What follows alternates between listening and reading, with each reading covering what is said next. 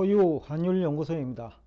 최근 미국 실리콘밸리 은행 파산 사태, 그리고 스위스 크레딧 은행 위기, 이것을 두고 대부분의 이제 경제 전문가들 내지는 시장 참여자들은 이 연준 탓이다라고 얘기를 하고 있죠.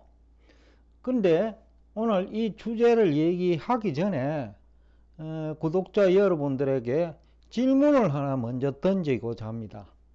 여러분들은 연준이 그 물가가 큰 폭으로 상승하면 역할이 뭐라고 생각해요? 연준의 존재 목적이 뭐냐라는 거죠. 연준은 존재 목적이 첫 번째는 물가 안정이에요. 두 번째는 이제 고용 안정이고, 그러면 소비자 물가 상승률이 높으면 연준은 당연히 기준금리 인상을 해야 되죠. 그래서 그 연준 의장이 2022년 3월 이후 지금까지 1년에 걸쳐서 지속적으로 기준금리 인상을 예고했죠. 왜냐하면 그 이후 물가가 계속 고공행진을 하니까. 그러면서 올해 들어와 가지고는 올해 연말까지는 기준금리 인하 없다 라고 여러 차례 경고를 했죠. 그런데 이제 문제는 경제 전문가와 그리고 정권 전문가 대부분은 경기 침체를 계속 주장하면서 2년 이상 장기채, 심지어는 10년물 국채 투자하는 사례가 많았죠. 그래서 국채 금리는 제대로 또 오르지 못했고, 그러니까 연준은 지속적으로 기준금리 인상을 예고 내지 경고하는데 시장 금리는 또 안정이 됐죠. 그러니까 경기 침체를 주장하는 사람들이 금리가 오르지 못하도록 막았다라는 표현도 되죠. 대표적인 게 이번에 이제 파산한 실리콘밸리 은행이고, 헤지펀드 중에서는 블랙록이 대표적이고, 모건 스탠리도 그 중에 하나죠. 근데 이런 이제 경기 침체를 주장했던 사람들이죠. 특히 2023년 1분기에는 경기 침체 확률 90%다라고 지난 한 6개월 전에 얘기를 했거든요. 그때 설문조사하면 거의 90%가 금년 1분기 경기 침체예요. 그 사람들이 이제 국채 투자한 거죠. 경기 침체되면 연준이 그 기준금리 인하를 할 테니까, 그러니까 국채 투자하면 이익이 될 거라고 본 거죠. 그런데 원래 1분기 시작과 함께 1월이죠. 오히려 소비가 예상보다 훨씬 좋고, 고용도 그 예상의 3배까지 나오고, 그러니까 경기 과열 조짐을 보이니까 그 국채 금리가 오히려 오르기 시작했고, 연준은 더욱더 강하게 몰아붙이기 시작했죠. 결국은 이제 분석에 실패한 거예요. 분석에 실패를 했기 때문에 국채 그 장기물에 투자를 해놓고 경기 침체에 임박했으니까 국채 가격은 이제 오를 거다고 예상을 한 거죠.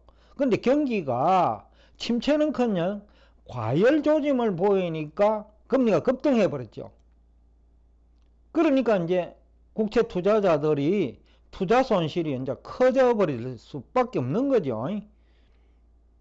그리고 투자 손실도 이제 큰 폭으로 발생하고,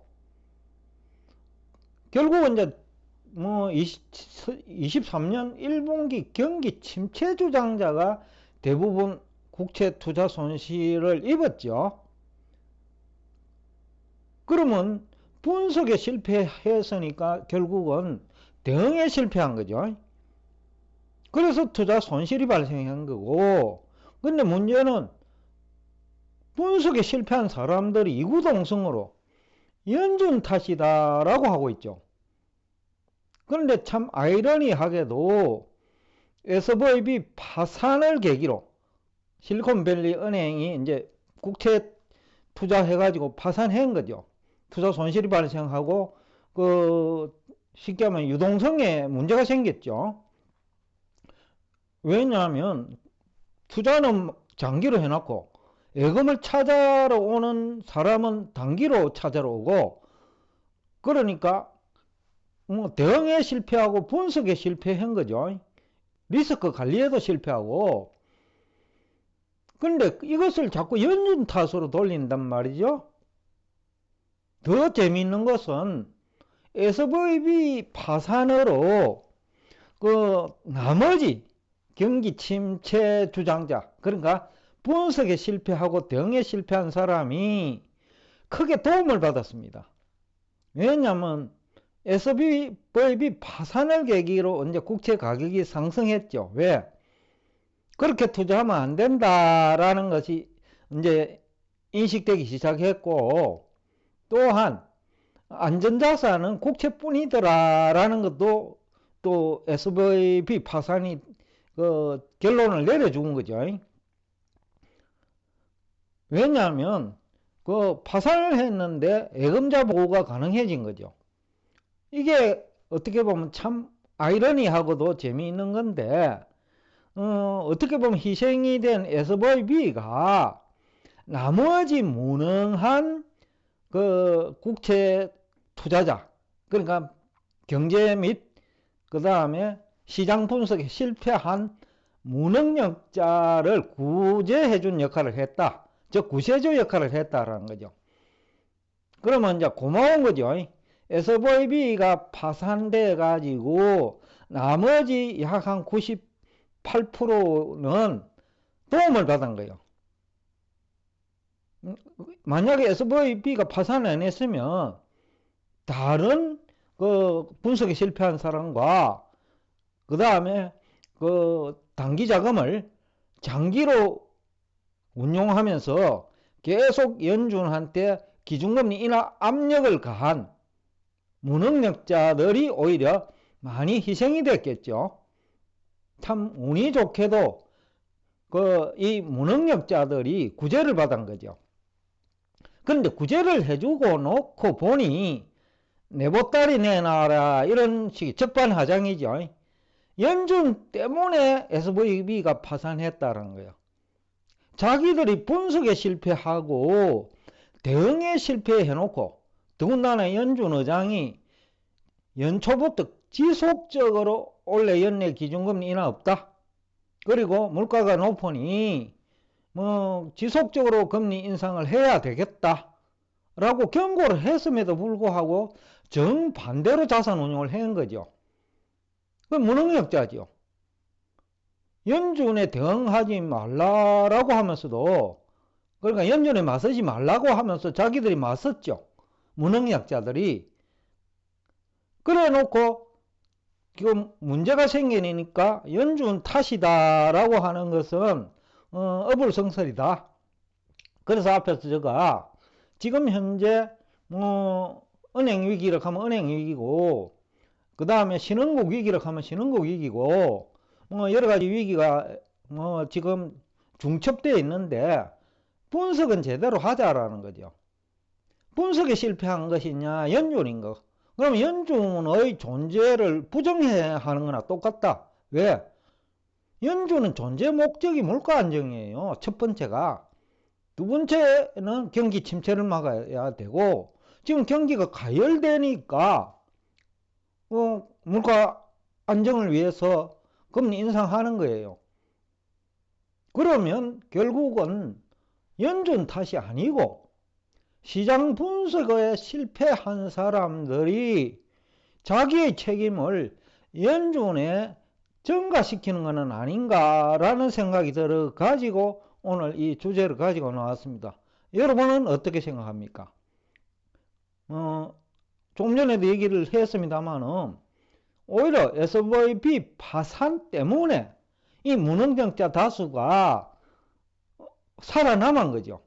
안 그러면 올 연말쯤에는 구조조정 대상이죠. 시장 분석에 실패했으니까. 그리고 대응에 실패했으니까. 그런데 시카고가 아닙니다. 실리콘밸리 은행 파산 덕택으로 구조조정 대상에서 어떻게 보면 빠져나올 수 있는 구세주 역할을 했다. 그러니까 사실상 위기의 초래 주범이 시장 분석에 실패하고 연준 고유 업무를 부정하면서 연준의 마쓰다가 본인이 소속해 있는 회사를 위기로 만드는 거죠. 그래서 앞에서도 제가 여러 차례 얘기를 했습니다만은 분석에 실패하면 대응에 실패하기 마련이에요. 제가 우리 K 교수를 자꾸 좀 좋지 않게 얘기해서 귀에 거슬리는 사람도 있는데, 분석에 실패하면 당사자만의 문제가 아니라는 거죠. 외환시장 참여자 모두가 실패할 수 있다는 거죠. 대응에 실패할 수 있다는 거죠. 마찬가지로 연준의 고유 업무를 부정하면서까지 연준에 맞서다가 투자 손실을 입은 위기 초래의 주범이 오히려 적반하장격으로 연준이 무능하다라고 얘기하는 것이 과연 옳은 지적인가 라는 얘기를 하면서 오늘 여러분과 대화를 여기서 끝내겠습니다. 오늘도 끝까지 경청해 주셔서 대단히 감사합니다.